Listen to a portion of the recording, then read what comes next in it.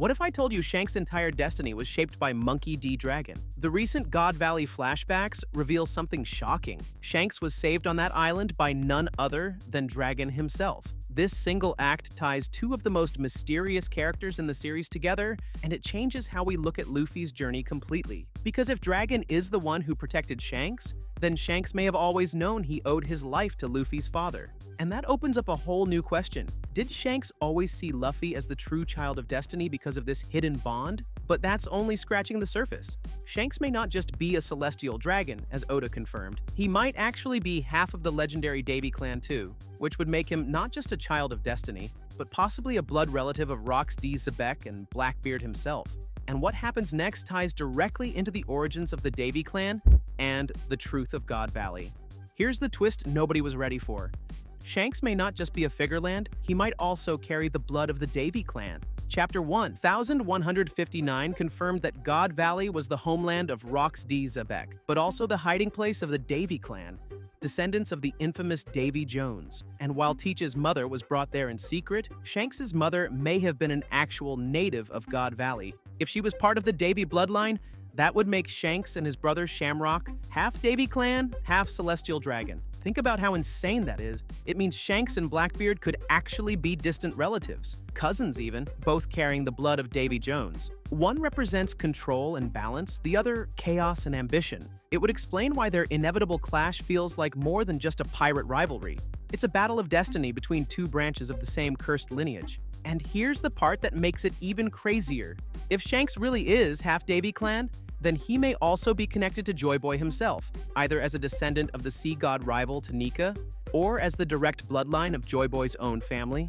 That would explain why Oda frames Shanks as a child of destiny, someone caught between two opposing worlds, like the literal embodiment of inherited will. But if Shanks truly carries the blood of both Celestial Dragons and the Davy clan, then what role is he meant to play? Is he destined to bring unity, or to be the ultimate sacrifice in the final war? If Shanks really does carry the blood of the Davy clan, then his connection to Joy Boy goes much deeper than we thought. Some theories suggest that Davy Jones wasn't just a pirate legend. He was either the sea god or Joy Boy himself. If he was the sea god, then Shanks' bloodline ties him directly to that divine power, placing him as a rival descendant to Luffy, the inheritor of Joy Boy's will. This would mean the meeting spoken of in the Harley prophecy could be Shanks and Luffy, two sovereigns destined to cross paths before the dawn arrives. But here's the spicier option. If Davy Jones actually was Joy Boy, then Shanks isn't just a celestial dragon turned pirate, he's Joy Boy's literal descendant. In that case, Luffy doesn't just inherit Joy Boy's will, he inherits it alongside Shanks, who carries Joy Boy's blood. That makes their eventual reunion. The shared cup we all know is coming. Not just symbolic, but the fulfillment of a prophecy that's been centuries in the making. This also explains why Oda constantly frames Shanks as the child of destiny. His role isn't just to guide Luffy, it's to represent unity between two worlds, Celestial Dragons and the D clan, inherited blood and inherited will. Oda's always loved the idea of two forces uniting to form something greater, yin and yang, light and dark, pirate and marine. Shanks might be the perfect symbol of that theme. But here's the real kicker. If Shanks is destined to unite with Luffy, then his survival at God Valley, saved by Dragon, wasn't just luck, it was fate. Of all the revelations from the God Valley flashback, one stands above the rest. Dragon is the man who saved Shanks. Picture it, a 17-year-old Marine, already questioning the justice he was supposed to serve, risking everything to rescue a child born into chaos. That child wasn't just anyone, it was Shanks, the boy who would grow into one of the most influential pirates of the era. This single act bound Dragon and Shanks together long before Luffy was even born. And here's where it gets fascinating. If Shanks eventually discovered the truth, it could explain his unusual confidence throughout the series. Think about it. Why has Shanks always seemed to move with certainty, as if he knows pieces of the world others don't? Maybe because he was saved by the very man who would become the world's most wanted revolutionary? And because of that, he carries knowledge and trust no other pirate could. There's also the family connection. Dragon watching over Luffy from the shadows makes even more sense if Shanks was always nearby. Dragon wouldn't need to hover constantly if he knew the Yonko he once saved would watch over his son. It reframes their relationship, not as enemies or rivals, but as two men who both staked their futures on Luffy. But Dragon's choice to save Shanks didn't just change Shanks' life, it changed Dragon's as well. because what he witnessed at God Valley may have been the final push that led him to abandon the Marines and take up the fight for true freedom. And what happened next would shape not just their destinies, but the destiny of the entire D-Clan. Dragon didn't leave the Marines just because of ideology. He left because of what he witnessed at God Valley. Reports suggest the so-called Hunting Festival was little more than a massacre, staged by Saint Figurland Garling. The celestial dragons treated humans as prey, with Davy clan survivors and slaves forced into the open. For a young Marine like Dragon, still loyal to justice, this was the ultimate betrayal. He saw that the institution he served wasn't about protection, it was about domination.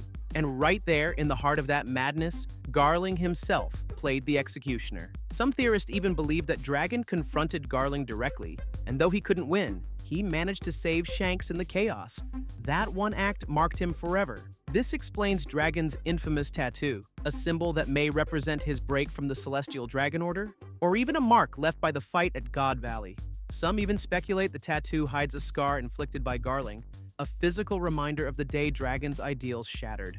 From that point on, Dragon couldn't stomach the Marines' obedience to the Celestials. He left his rank behind, founded the Revolutionary Army, and dedicated his life to bringing down the world government.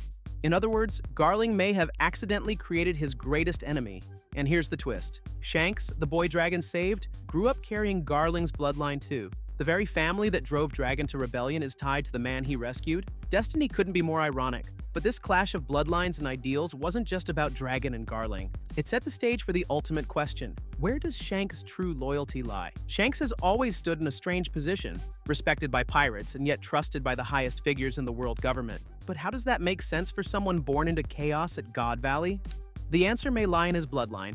If Shanks is both a Figurland by birth and a Davy by heritage, then he embodies the two forces that have been at war for centuries. That duality may be exactly why the Gorosei give him an audience while treating other Yonko like threats. To them, Shanks isn't just another pirate, he's a bridge between the old enemies, someone who carries both celestial legitimacy and Davy defiance. But here's where it gets murkier. Shanks' actions suggest he's playing both sides. He prevents Kaido from attacking Marineford, seemingly to protect balance. He tells the Gorosei about a certain pirate, possibly warning them about Blackbeard. Yet, at the same time, he entrusts the future of the seas to Luffy, a boy tied to both Dragon and Joy Boy. It raises the chilling possibility that Shanks isn't loyal to either side, he's loyal to destiny itself. He may see himself as the guardian of balance, someone who ensures neither Imu's reign nor the Davy clan's chaos overwhelms the world before the true dawn arrives. This explains why Shanks hasn't made a direct move for the throne, despite being powerful enough to. His role may not be to seize the crown, but to protect the rightful king until the time comes. And that rightful king is Luffy. But if Shanks' loyalty lies with Luffy's future, then his inevitable clash with Blackbeard carries even greater meaning. Shanks and Blackbeard were never just two Yonko competing for territory, they were destined to clash. Blackbeard represents the raw, unrestrained will of the Davy clan. He's reckless, greedy, and ambitious, mirroring Xebec's chaotic hunger for power. Shanks, on the other hand, is restraint personified. He steps in only when balance is at risk, never seeking total domination. If the theories are true, this isn't just coincidence, it's bloodline. Two branches of the same ancestral will, colliding once more just like Joy Boy and Davy Jones, or Roger and Xebec before them. Their clash is inevitable. Oda has been setting this up for years, teasing their rivalry at Marineford and in their parallel movements across the New World. Shanks has waited for the right moment to draw his sword, and Blackbeard has been biding his time, collecting powers and preparing for something bigger than even the Pirate King's throne. But here's the chilling part. Rumors suggest that Shanks may not survive the battle. Some fans believe Blackbeard will kill him, not just as a power play, but as a symbolic moment. Xebec's heir destroying the Child of Destiny? Others speculate that Shanks' role is to fall here, leaving Luffy with no choice but to finish the war his father figure couldn't. Either way, Shanks' fight with Blackbeard isn't just another Yonko showdown. It's the breaking point of inherited will, the moment when destiny decides whether the Davy clan's darkness or Joy Boy's light will lead the final charge against Imu. And what happens after this battle will directly shape the final war. When you piece it all together, Shanks isn't just another Yonko, he's the living embodiment of the war that began centuries ago. Born in God Valley, saved by Dragon, carrying both the blood of the Celestial Dragons and the cursed Davy clan, Shanks is the bridge between two worlds that were never meant to coexist. His every action has been about balance, stopping Kaido at Marineford, warning the Gorosei of threats, and guiding Luffy onto the path of Pirate King. He's not chasing the One Piece himself, because deep down, he knows it isn't his story to finish. It's his role to protect the one who will. That's why he gave Luffy his hat, why he never tried to dominate the seas, and why he moves only when the world's balance is at stake.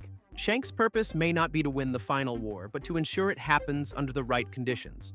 He is both guardian and gatekeeper, standing between Imu's reign of control and the chaotic will of the Davy clan. And when the dust settles, Shanks' legacy will be clear. Whether he falls to Blackbeard or stands alongside Luffy one last time, his existence is the key that connects Joy Boy's will, Dragon's rebellion, and the Celestial Dragon's tyranny. Without Shanks, the path to the dawn would collapse. That's why his story is so mysterious, and why Oda has hidden his true origins for so long. Shanks isn't just a character, he's the turning point of history, and when his final chapter comes, it won't just shock the seas, it will decide whether the dawn finally breaks, or whether the cycle of darkness repeats once again. You know, the more I sit with all of this, the more I realize just how layered Oda's storytelling really is. On the surface, Shanks is this calm, mysterious Yonko who doesn't even show up that often. But when you start peeling back the layers, it feels like every single move he's made was intentional. Almost like he's been walking a tightrope between two completely different destinies. Think about it, if he really is both a celestial dragon by blood and a descendant of the Davy clan, then Shanks has been living his entire life as a contradiction. Two sides of the same war flowing through his veins. That explains why he's so cautious, why he never rushes, why he protects balance instead of chasing his own glory. If I were in his shoes, knowing I carried the blood of the oppressors and the rebels, I'd probably feel the same weight. It's like he's been forced to live as the middle ground in a conflict that started centuries before he was even born. And honestly, it makes his bond with Luffy hit so much harder. Because now, it's not just about him believing in some kid's dream. It's about him putting his faith in the one person who can break this cycle of history. The kid of the man who saved his life. The kid of the man who became the world's most feared revolutionary. The kid carrying Joy Boy's will. Shanks giving Luffy that straw hat wasn't just symbolic. It was Shanks passing on the burden he couldn't carry himself. But then you look at the other side of the coin, Blackbeard. If he really is Zebek's heir, and maybe even Shanks' distant blood relative, then their rivalry isn't just about Yonko clashing over territory. It's about destiny colliding again, just like Joy Boy and Davy, Roger and Zebek. That's what makes their inevitable fight so terrifying, because it feels less like a normal battle and more like fate repeating itself. And deep down, I don't think both of them are coming out alive. And if I'm being real with you, the thought of Shanks dying hits me in the gut. He's been this almost mythical figure since the very first chapter, and the idea that his story might end with him falling to Blackbeard. It's heavy. But at the same time, it makes sense narratively. If Shanks is truly the bridge between the two bloodlines, then his fall could be the moment that forces Luffy and Teach to face each other not just as rivals, but as the last two inheritors of history's greatest will. The craziest part is that all of this still feels like it's only scratching the surface. We're talking about one character, Shanks, and yet his connections stretch into Joy Boy, Dragon, Imu, the Gorosei, and the entire Davy clan. It's like Oda designed him as the knot that ties every single thread together. And whether he survives the final war or not, his role is going to leave an impact that changes the world forever. What really blows my mind, though, is how all of this makes Shanks so human. Yeah, he's powerful, he's respected, but at the core, he's a man who carries an impossible burden, trying to hold the world together just long enough for the right person to step up. And that's why he's one of the most beloved characters in the series, because we all see a little of ourselves in that, wanting to protect, wanting to guide, even when we're not the ones meant to finish the journey. So if Shanks really is the bridge, if he really is the one holding this fragile balance together, then the moment he finally steps aside, whether by choice or by force, is going to be one of the biggest emotional punches Oda has ever written. And I don't know about you, but I'm both excited and terrified for that day. Because when Shanks' story reaches its end, that's when we'll know the dawn is finally here.